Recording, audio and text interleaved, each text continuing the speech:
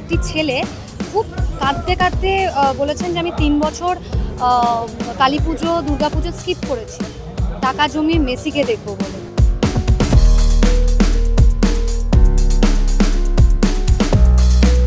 এই যে দুর্ভাগ্যজনক একটা পরিস্থিতি তৈরি হলো, আমার মনে হয় না না দর্শক, না আয়োজক, না সরকারের লোক, কারোরই ভালো লাগছে এই ঘটনাটা।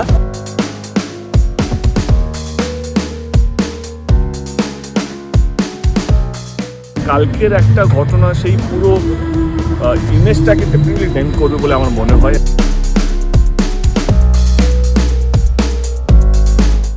মেসি তো 2011 সালে আগে এসেছে এবং সুষ্ঠুভাবে খেলা হয়েছে।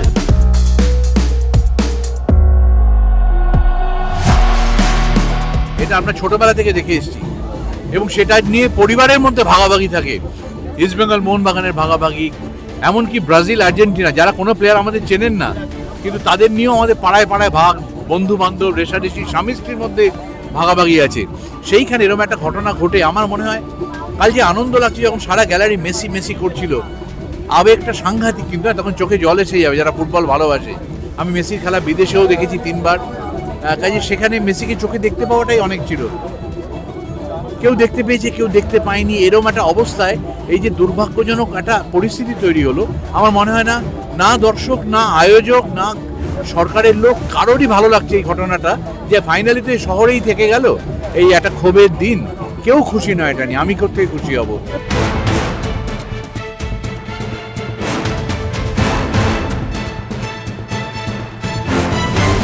যারা শুধু গেছেন তাদের জন্য নয়, আমার মনে হয় যে বাংলার মানুষের জন্য একটা দাগ হয়ে গেল। মানে আমরা একটু আর্ট প্রেমিক মানুষ, মানে এখানে প্রচুর বড় বড় ইভেন্ট হয়, প্রচুর বড় বড় সিঙ্গার্সরা আসেন, অরিজিৎ সিং এসছেন কিছুদিন আগে, এত বড় বড় শো হয় যেখানে হাজার হাজার মানুষ আসেন। সেইখানে কালকের একটা ঘটনা সেই পুরো ইমেজটাকে ডেফিনেটলি ডেন্ট করবে বলে আমার মনে হয়। আমারও প্রচণ্ড কষ্ট হয়েছে, কারণ বাংলায় আমরা করতে পারিনি, অন্য রাজ্যে এটা করে দেখালো, সেটা ডেফিনেটলি একটা একটু কষ্ট তো দিচ্ছে। But I think will come back. আমরা খুব strongly will come back with দিসকে যে ইমেজটা কালকে ডেন্ট হয়েছে সেটা অস্বীকার করা যাবে না। সেই ইমেজটাকে কীভাবে রিকভার করা যায় সেটা তো কালকে শুধু ইন্ডিয়াতে নয়, মেসি ইন্টারন্যাশনাল, সেইখানে পৃথিবী জুড়ে যেই একটা, আমি বলবো না সেটা শুধু কলকাতা, কিন্তু কলকাতা তো জানো এটা ভারতবর্ষের জন্য একটা তো আমার মনে হয় কি ডেফিনেটলি যারা ইনভলভ আছেন তারা ভাবছেন কি কীভাবে এটা থেকে আমরা ওভারকাম করবো এবং আমাদের মান সম্মানটা কীভাবে আমরা অটুট রাখবো, কীভাবে আমরা মাথা উঁচু করে বাঁচবো, সেটা নিয়ে ডেফিনেটলি যারা অধিকারীরা তাদের এটা ভাবা উচিত।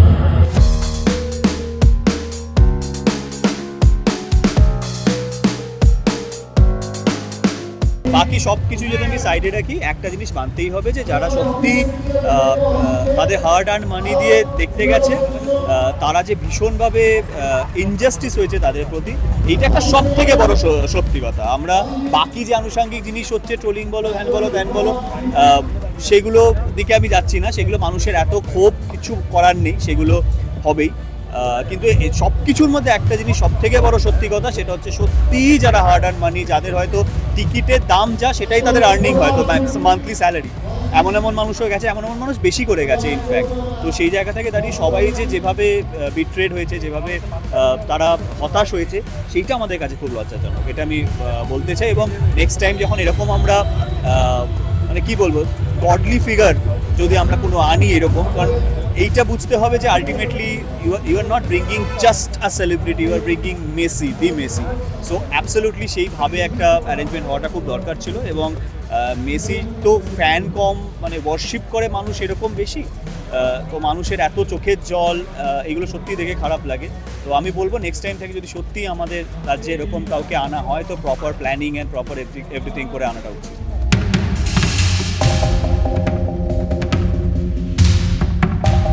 দেখো, এই ফুটবলের শহরে এরকম দুর্ঘটনা আগে অনেক বছর আগে একটা হয়েছিল, খেলার মাঠে গন্ডগোল হয়ে গিয়ে। সে দুর্ঘটনা তো দুর্ঘটনা কোনো ব্লু প্রিন্ট হয় না, কিন্তু এটা হয়েছে। তো আমার মনে হয় দোষাদোষী না করে আমাদের একটুখানি খেয়াল রাখতে হবে, আমাদের কি মানুষকে ডাকলে আমাদের কি সৌজন্য থাকা উচিত, আমাদের কি ডেকোরাম মেনটেন করা উচিত, কতটা স্পেস দেওয়া উচিত। মাথায় রাখতে হবে বিদেশে গেলে পরে একটা বাচ্চার ছবি তোলা বেআইনি, বাচ্চার ছবি তুলতে দেয় না তার বাড়ির লোকেরা, কাজে সেখানে তাদের একটা শারীরিক দূরত্বের অভ্যেস আছে। সেইটাকে রেসপেক্ট করতে হবে, তাদেরকে সেই স্পেস দিতে হবে। মেসিকে একটু খোলা জায়গায় পেলেই সবাই খুশি হতো, একটা হুট খোলা জিপে পুরো মাঠটা ঘুরলে খুশি হতো, মেসির পায়ে দুটো বল নাচালে সবাই খুশি হতো, এবং ওর ভাষা কেউ বুঝতো না, কিন্তু ওর গলাটা শুনলে পরে এই দর্শকরা খুব আনন্দ পেত। আমিও দর্শকদের মধ্যে, আমার খুব দুঃখ হয়েছে এবং প্রত্যেকের জন্য দুঃখ হয়েছে। একটা ভালো খবর যে সবাই নাকি তাদের অর্থ ফেরত পাবেন, তাই যদি হয় অন্তত একটা আফসোসের জায়গায় থাকলো, তবে এরকম দিন নিশ্চয়ই আসবে। এই শহরেই আবার নিশ্চয়ই মেসি আসবে, আরও সুসংঘবদ্ধভাবে, আরও সুস্থ আয়োজনের মধ্যে আবার সবাই দেখবে। কলকাতা আছে, মেসিও আছে। দেখো, অন্যদের বিষয়ে আমি কথা বলতে পারবো না। মানে তুমি জানো, গণধোলাইয়ের কোনো কেস হয় না, গণধোলাইয়ের কোনো কেস হয় না। এখন সংঘবদ্ধভাবে একটা ভুল হয়, তখন সেটা নিয়ে কাউকে আলাদা আলাদা, ওটা সেলফি, এটা ওটা। আবারও বলছি, সৌজন্য নিয়ে আমাদের সচেতন হওয়া উচিত। অতিথিদের জন্য কতটা স্পেস দেওয়ার দরকার, তাদের সভ্যতা অনুযায়ী সেই স্পেসটা দিতে হবে, সেগুলো আমাদের আগে পরিকল্পনা করার দরকার ছিল। সেটা একদম অর্গানাইজেশনাল ফেলিয়ার, কারণ অন্য জায়গায় সবাই দেখিয়ে দিয়েছে যে একটা সুষ্ঠু অর্গানাইজ একটা কিছু হলে কত ভালো হয়। তো এই অপরচুনিটিটা কলকাতা মিস করবে আমার মনে হয়। একটা বিশ্বজুড়ে মেসি যখন আসছে এবং তার সঙ্গে সুয়ারেজ এসছে, ডিপল এসছে, তাদেরকে অদ্ভুতভাবে রেকগনাইজ করা হলো। তারাও world class player, internationally famed, তাদেরকে আমরা কিন্তু ইগনোর করে গেলাম, শুধু মেসি করলাম। মেসিতে নিঃসন্দেহে অন্যতম সেরা, সুয়ারেজ খারাপ নয়, মেসির পাশে দাঁড়িয়ে খেলেছে, ডিপল মেসির পাশে দাঁড়িয়ে খেলেছে, এদেরকে আমরা রেকগনাইজই করলাম না, কারণ আমাদের বোধহয় সেই ইচ্ছেটাই নেই এদেরকে রেকগনাইজ করা। এবং মানুষজন ব্যস্ত হয়ে পড়লো মেসির সঙ্গে ছবি তোলার জন্য। আর যেহেতু মেসি আসছে এবং তার সঙ্গে এই দুজন ইন্টারন্যাশনাল প্লেয়ার আসছে, সারা বিশ্বের নজর ছিল তারা যেখানে যেখানে যাবে, তাদের সামনে খুব বাজে এক্সাম্পল। এখান থেকে সূত্রে দেওয়া উচিত। আমি মূলত রোয়িং করেছি, ক্রিকেট ফুটবল খেলেছি, আমি ফার্স্ট ডিভিশন ক্রিকেটও খেলেছি। আর আজকে মুম্বাইতে এত সুন্দর একটা ছবি, সুনীল ছেত্রী, সচিন তেন্ডুলকার, তাদের সেটাই তো হওয়া উচিত। স্পোর্টসম্যানদের সঙ্গে স্পোর্টসম্যানরা থাকা উচিত। সুনীলকে দেখা গেল যে সেই জার্সিটাকে দিচ্ছে। ইভেন কালকে যে হায়দ্রাবাদে ওখানে মুখ্যমন্ত্রীকে অনেক পরে বোঝা গেছে উনি মুখ্যমন্ত্রী, ওনাকে মনে হচ্ছিল ফুটবলে উনি প্র্যাকটিস করেন, উনি নিজেকে তৈরি করেছেন এই দিনটার জন্য।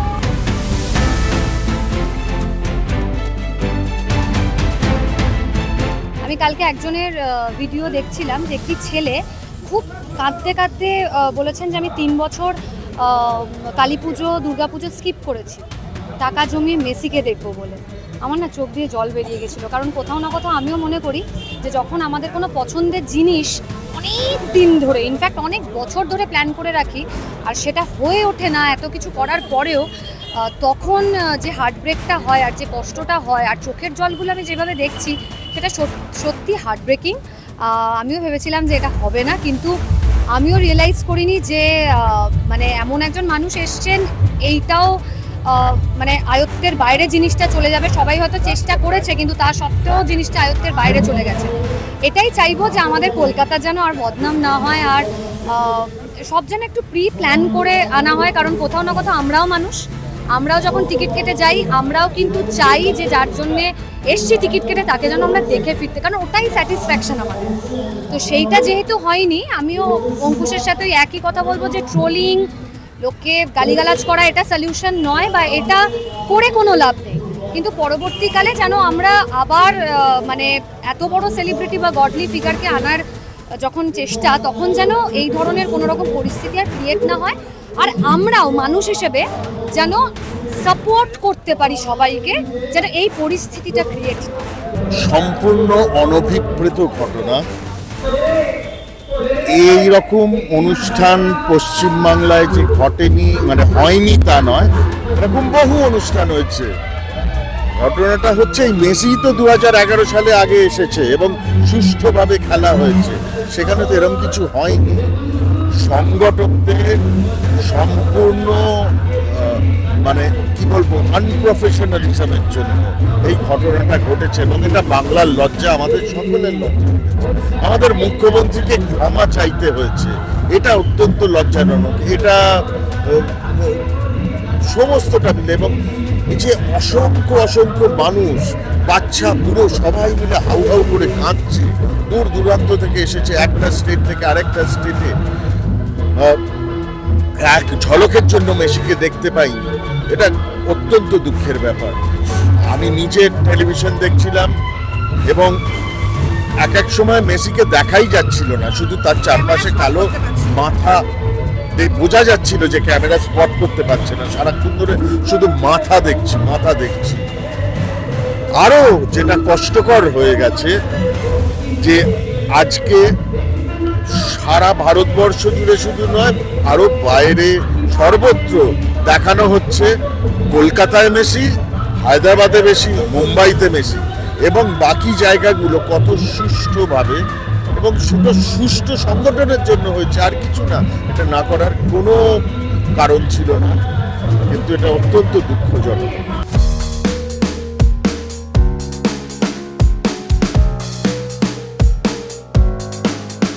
মেসি জার্সি পরে এসে তারপর সে আপুস নয়নে কাঁদছে, এটা তো সত্যি হৃদয় বিদায় লাগে।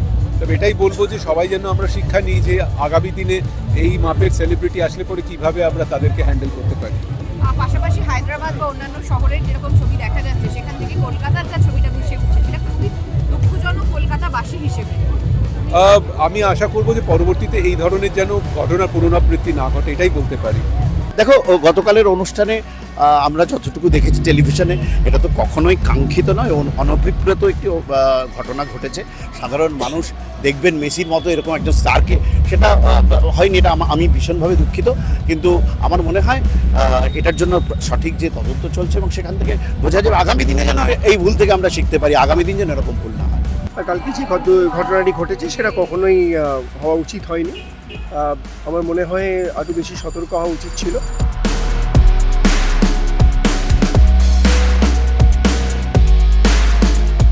টলিউডের latest update, gossip and entertainment পেতে সাবস্ক্রাইব করুন শুধুমাত্র সিটি সিনেমা, আর ফলো করুন সিটি সিনেমার Instagram, Facebook, Twitter and ShareChat page.